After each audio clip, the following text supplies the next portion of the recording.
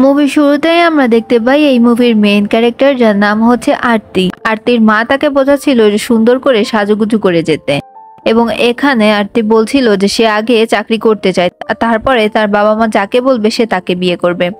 এই কথাটা আরতির বাবা শুনে ফেলে এবং আরতির বাবা বলে, আমি এই বছরের মধ্যেই তোমাকে বিয়ে দিতে চাই। আরতি তার বাবাকে অনেকটা ভয় পেত। এর পরবর্তী সিনে আমাদেরকে দেখানো হয় আরতি এবং এই মুভির অন্যতম মেইন ক্যারেক্টার, যার নাম হচ্ছে সত্যেন্দ্র।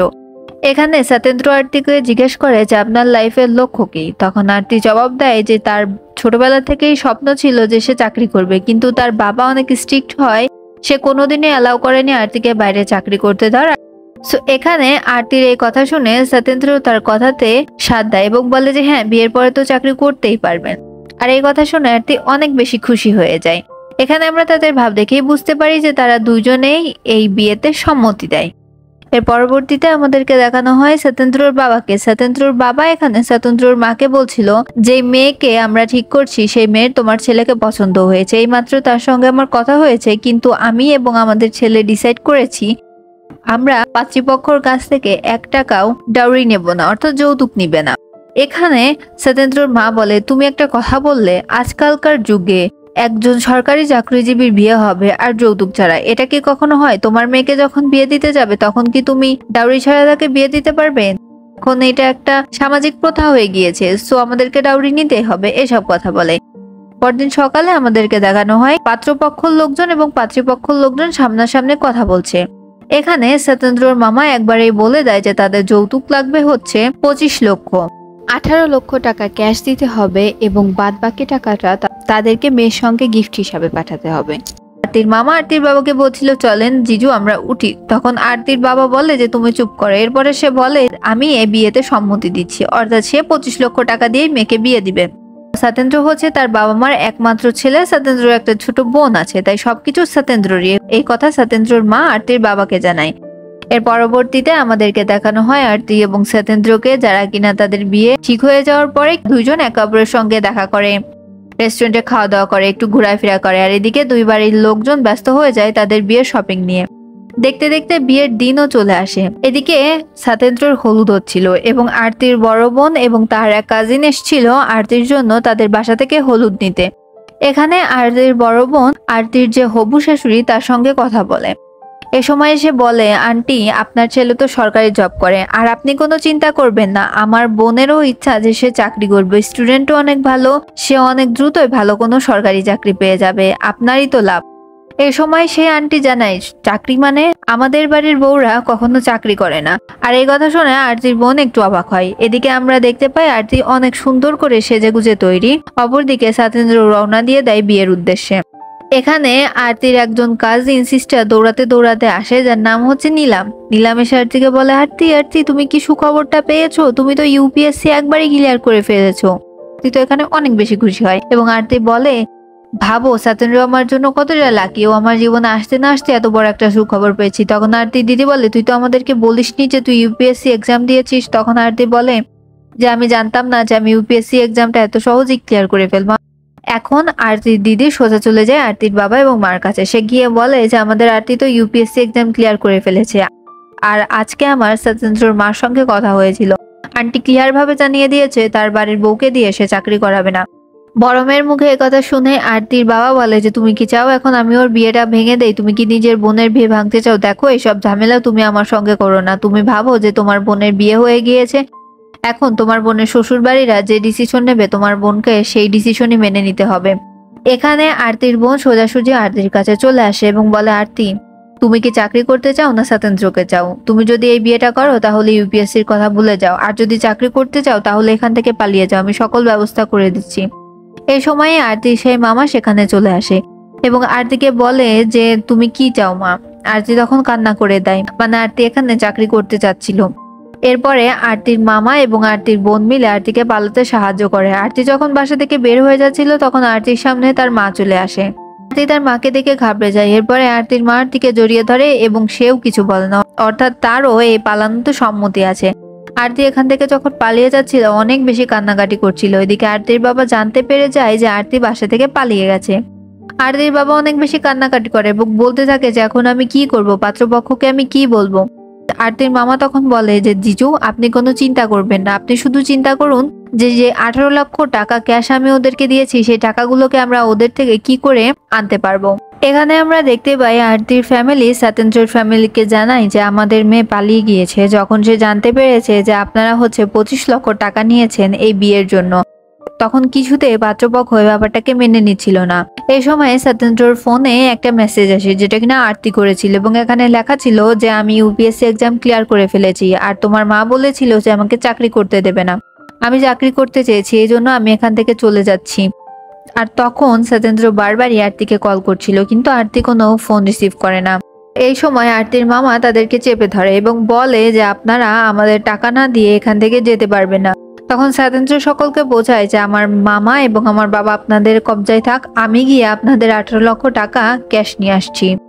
এদিকে সত্যেন্দ্র যখন এই রুম থেকে বের হয় তখন সে এক ছুটে আরতির রুমে চলে যায় এবং সেখানে গিয়ে আরতি আরতি বলে চিৎকার করতে থাকে। এই সময় আরতির বোনের সঙ্গে তার দেখা হয় এবং সে জিজ্ঞেস করে দিদি আরতি কি সত্যি এখান থেকে চলে গেছে? তখন তার দিদি বলে যে হ্যাঁ। আর সত্যেন্দ্র দুঃখে কষ্টে দৌড়াতে দৌড়াতে তার বাড়িতে যায়। তখন সে তার মায়ের কাছ থেকে জানতে পারে যে তারা তো 8 লক্ষ টাকায় বিয়েতে খরচ করে ফেলেছে, 10 লক্ষ টাকা ক্যাশ আছে। সত্যেন্দ্র জানায় যে 18 লক্ষ টাকা ক্যাশ লাগবে, মা এখনই লাগবে। তখন সত্যেন্দ্রর মা তার কিছু গহনায় এবং তার মেয়ের বিয়ের জন্য কিছু গহনাকে সে গড়িয়ে রেখেছিল সেগুলোকে বিক্রি করে দেয়। এরপরে সত্যেন্দ্র সেই টাকা নিয়ে তার বাবা এবং মামাকে ছাড়িয়ে আনে। বাসায় আসার পথে সত্যেন্দ্রর বাবা অনেক বেশি কান্নাকাটি করতে থাকে। এই সময় সত্যেন্দ্র তাকে সান্ত্বনা দেয়। তখন সত্যেন্দ্রর ফোনে আরতি একটি কল করে কিন্তু সত্যেন্দ্র আরতির ফোনটিকে কেটে দেয় এবং তাকে ব্লক লিস্টে রেখে দেয়। এরপরে আমাদেরকে পুরো 5 বছর পরের সিন দেখানো হয় যেখানে আমরা দেখতে পাই আরতি তার ড্রিম লাইফ লিড করছিল। আরতি ঠিক যেমনটা ভেবেছিল ঠিক তেমনটাই, সে তার কাজে অনেক বেশি প্রোগ্রেসিভ ছিল। এদিকে আমরা দেখতে পাই সেই নিলামকে, যাকে কিনা আরতি তার নিজের আন্ডারে কাজ করতে রেখেছিল এবং এখানে সে আরতিকে অনেক বেশি থ্যাঙ্কস জানাচ্ছিল। আরতির ফ্যামিলিও এখন আরতিকে মেনে নিয়েছে, আরতির বাবা মা দুইজনই খুশি। এদিকে আরতির একদিন উপর মহল থেকে কল আসে এবং তার নামে রিপোর্ট ছিল যে সে নাকি 3 কোটি টাকা ঘুষ খেয়েছে। এ সময় সে যখন অফিসারের সঙ্গে দেখা করতে যায় তখন সে গিয়ে দেখে যে সেই অফিসার হচ্ছে নান আদার দেন সত্যেন্দ্র। সত্যেন্দ্রকে দেখে সে একদম ঝটকা খেয়ে যায়। এখানে আরতি বলে আরে সত্যেন্দ্র তুমি, এই কথা বলে আরতি সত্যেন্দ্রর সামনে চেয়ার নিয়ে বসে। তখন সত্যেন্দ্র তাকে জানায় আমি কি আপনাকে বসতে বলেছি, উঠে দাঁড়ান।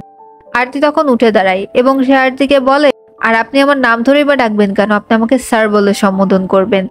এখানেই আরতি বুঝতে পেরে যায় যে তার তো হাওয়া এখন টাইট করে দিবে সত্যেন্দ্র, কারণ এখন সত্যেন্দ্র হয়ে গিয়েছে হচ্ছে আইপিএস অফিসার সত্যেন্দ্র। এখানে আমরা দেখতে পাই সত্যেন্দ্রকে যে কিনা আরতি এই 5 বছরে কি কি কাজ করেছে এবং কার কার সঙ্গে কাজ করেছে সেই সকল নথিপত্র ঘাটাঘাটি করতে থাকে এবং আরতিকে সে প্রতিদিন তার অফিসে ইন্ট্রোগেট করার কথা বলে ডাকতো। 9টা থেকে 5টা পর্যন্ত আরতিকে তার অফিসের সামনে বসিয়ে রাখতো। খাওয়া নাওয়া আরতির যেন কিছুই ছিল না, এটাই যেন আরতির জীবন হয়ে দাঁড়িয়েছিল। একদিন সে আরতিকে ডাকে তার অফিসের ভেতরে ইন্ট্রোগেট করার জন্য। তখন সে বলে আপনাকে নাকি একজন একটা কার গিফট করেছিল। তখন আরতি বলে যে হ্যাঁ স্যার গিফট করেছিল, কিন্তু আমি এই কারটি নেইনি, এই কারটিকে আমি ফিরিয়ে দিয়েছিলাম। আমি অনেকবার ওই বিজনেসম্যানকে নিষেধ করেছি, বাট সে আমাকে জোর করে ওই কার্ডটি দিয়ে দেয় এবং সেই কার্ডটি আমার বেসমেন্টে পড়ে রয়েছে। তখন সত্যেন্দ্র আরতিকে বলে যে ঘুষ তাহলে ভালোই খাওয়া হয়। আরতি তখন অনেক বেশি কষ্ট পায়। এর পরবর্তীতেই আমরা দেখতে পাই আরতিকে কথায় কথায় সত্যেন্দ্র খোঁচা দিয়ে কথা বলতো।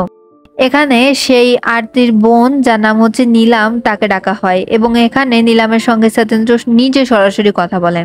সত্যেন্দ্র এই নীলামকে জিজ্ঞেস করে যে আপনার স্বামী যেন কি করে। তখন সে বলে যে আমার স্বামী একজন স্কুল টিচার এবং আরতির অ্যাসিস্ট্যান্ট টাইপের কোনো একটা কাজে আমি করি, আরতি নিজে আমাকে তার আন্ডারে কাজে রেখেছে। এরপরে সে নীলামকে এখান থেকে যেতে দেয়।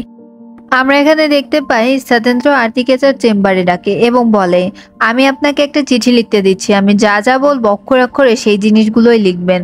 সে বলে প্রিয় মা, আমি আপনার সুপুত্র সত্যেন্দ্র, আর একটা গুড নিউজ আছে, সেটা হচ্ছে আরতি শুক্লার বিরুদ্ধে সকল এভিডেন্স আমি জোগাড় করে ফেলেছি, সকল এভিডেন্স তার বিপরীতে এবং আরতির আর বাঁচার কোনোই রাস্তা নেই, তাকে অনেক শীঘ্রই জেলে পাঠানো হবে। আপনার প্রিয় ছেলে।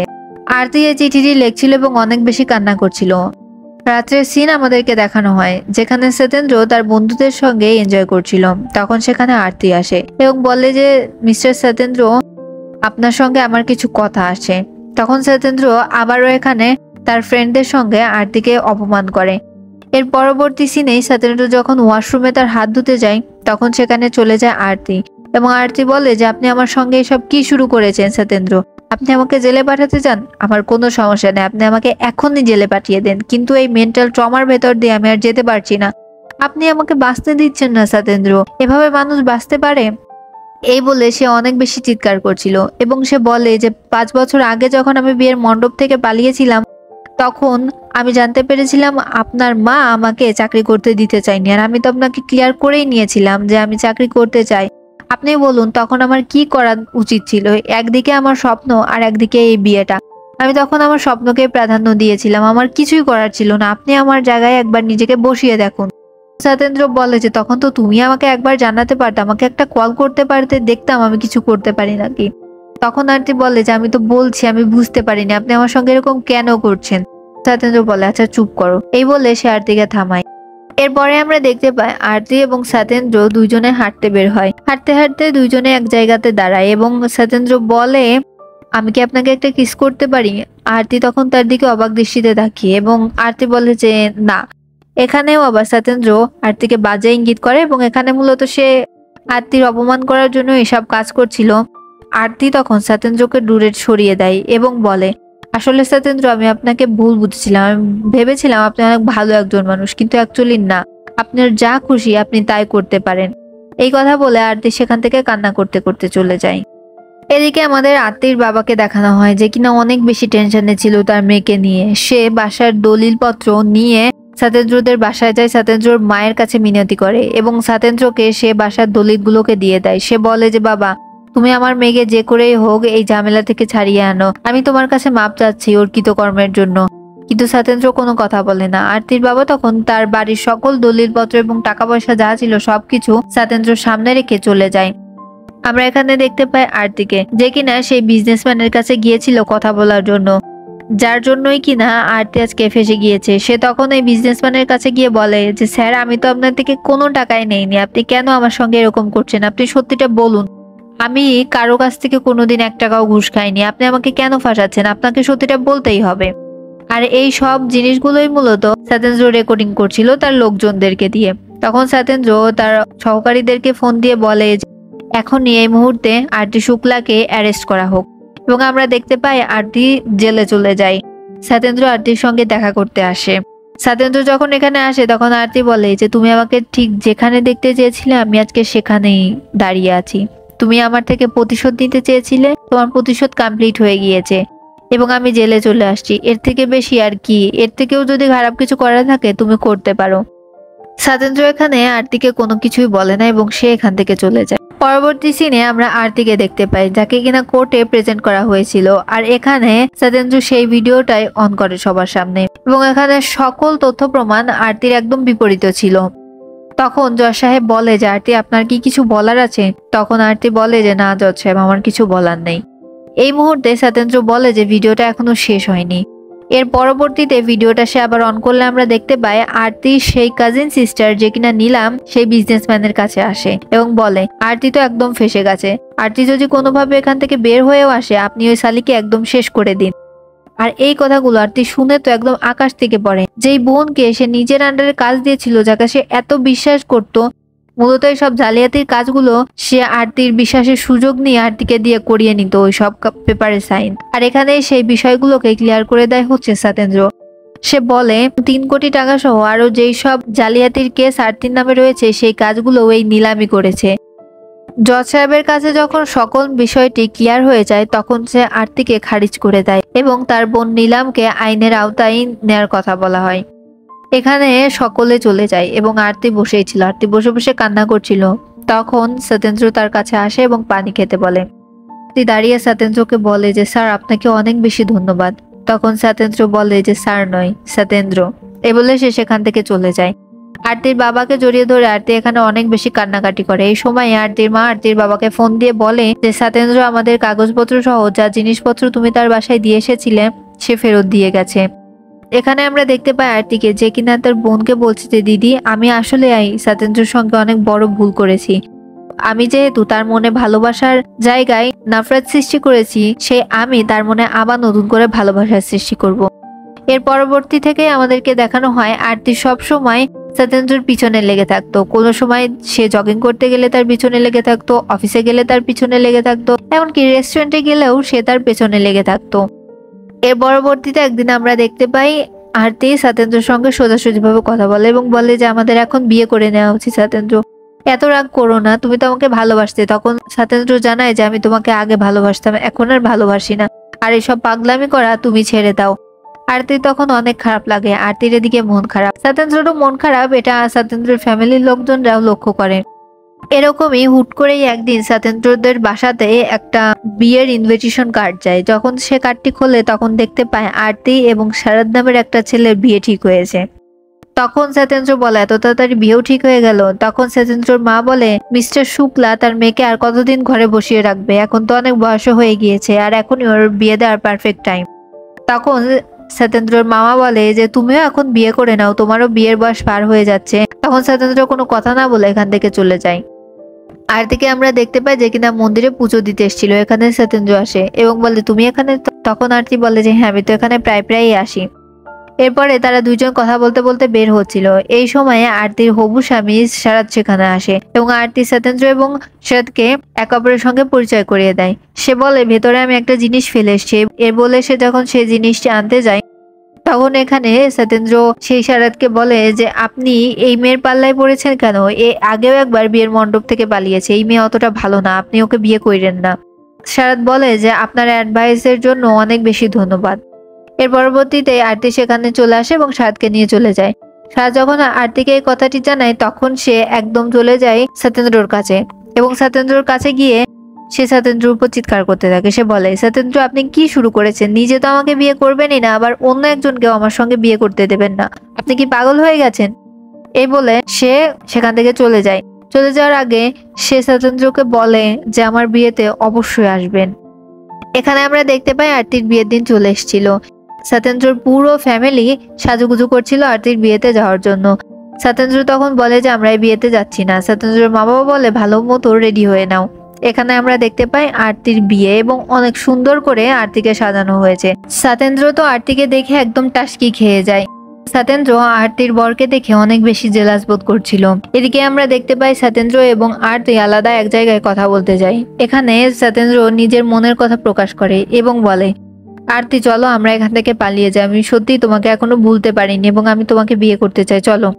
তখন আরতি বলে যে সত্যেন্দ্র আমি যেতে পারবো না।